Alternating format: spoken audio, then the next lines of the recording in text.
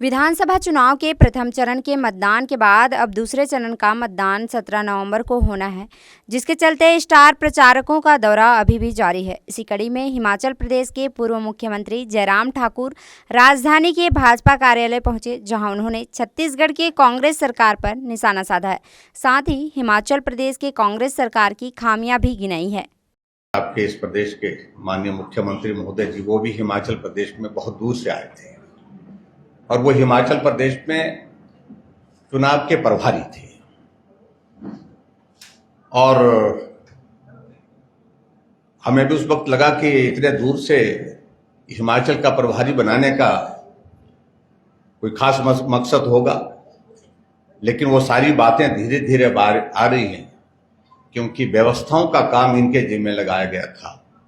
और व्यवस्थाओं के स्रोत भी अब मालूम हो करके यहाँ पर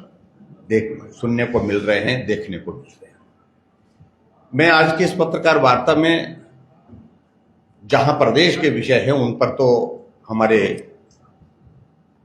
यहाँ के स्थानीय प्रमुख नेता बोलते ही हैं, लेकिन मैं हिमाचल प्रदेश में जिस प्रकार से विधानसभा के चुनाव से पहले झूठी गारंटी का ये विषय जिस तरह से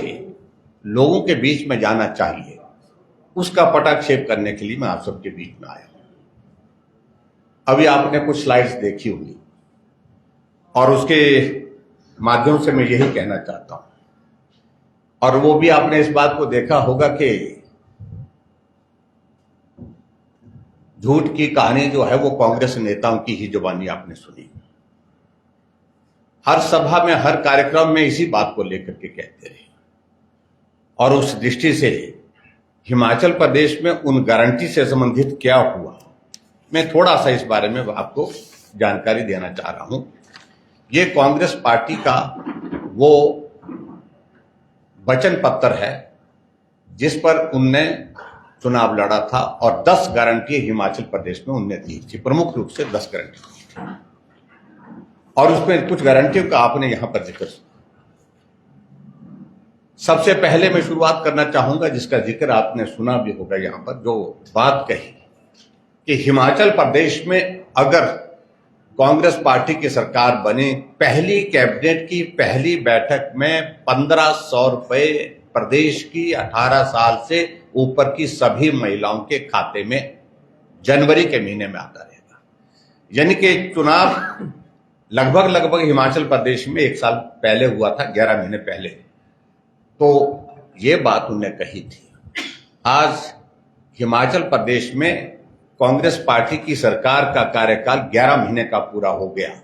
लेकिन एक भी महिला के खाते में 1 रुपया अब तक नहीं आया।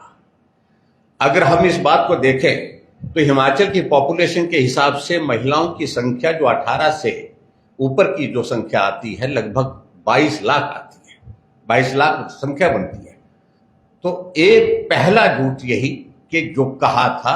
कि 1500 रुपए आपके खाते में जनवरी के महीने में आ जाएंगे, कैबिनेट की पहली बैठक में निर्णय लेकर के आपको ये पैसा मिलता रहेगा। तो सबसे पहली बात ये कि जो गारंटी दी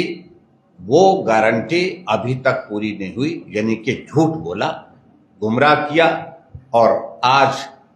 कांग्रेस के नेताओं को इस गारंटी के कारण महिलाएं चौक चौराहे पर, सभाओं में, कार्यक्रमों में पकड़ करके पूछ रही हैं उस गारंटी का क्या हुआ।